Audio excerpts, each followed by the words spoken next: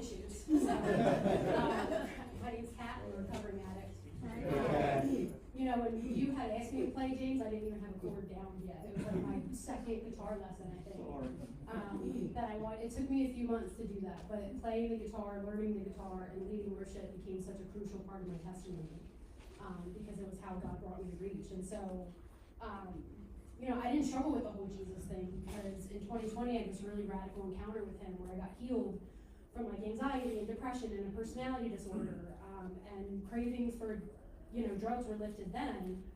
And when I was praying, it was like, well, how did you do all this? And he's like, this is what I died for, right? So I knew who he was, right? But I was married to an addict who did not stop using and was bringing it home, and because I didn't have a program or a solid church, it was only a matter of time before I relapsed again. And then we went on a run together that he did not survive.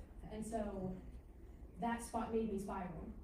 And so where I got brought into recovery, like actual recovery, was when I overdosed multiple times, almost a year to the day that he did.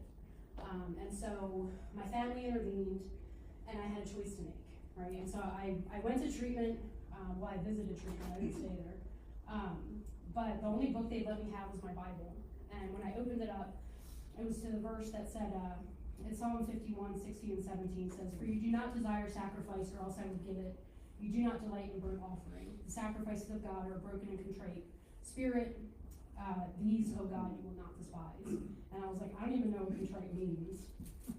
So when I went to look it up, and I eventually got my phone back, it says, describes a heart that's not only aware of its flaws, but also feels a genuine sorrow for them. It's a heartfelt desire to be cleansed and to walk in a way that pleases God.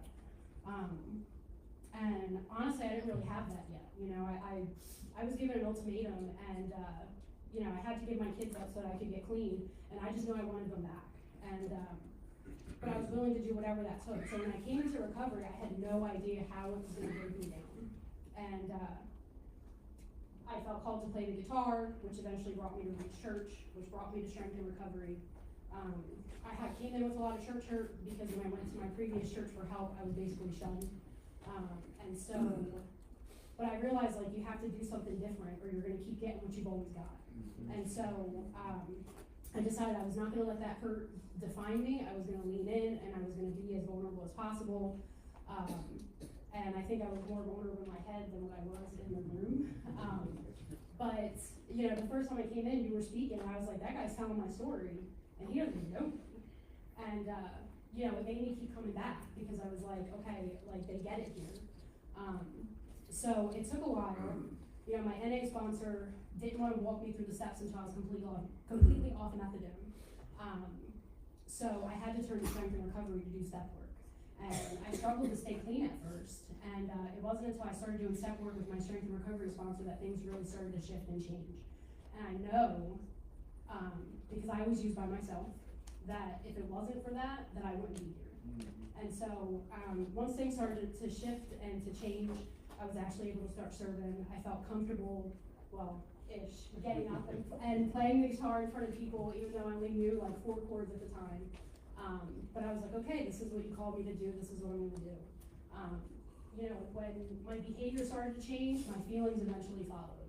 And I learned that like those feelings weren't problems that needed to be solved, right? Like if I just experienced them and sat with them, they didn't even last that long, right? Whereas before I was like scrambling to like change them or get rid of them or just deal with them some way. Like every feeling that came up was a problem. If I was too up, I needed to be down. If I was too down, I needed to be up. And so now, I serve in the music ministry. I'm a member of Narcotics Anonymous, where I have a home group that meets 5 days a week. I have a sponsor in NA who has a sponsor. I serve in that capacity.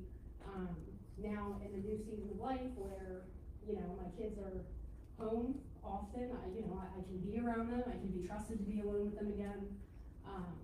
My family has embraced me now. There was a period of time where nobody wanted anything to do with me.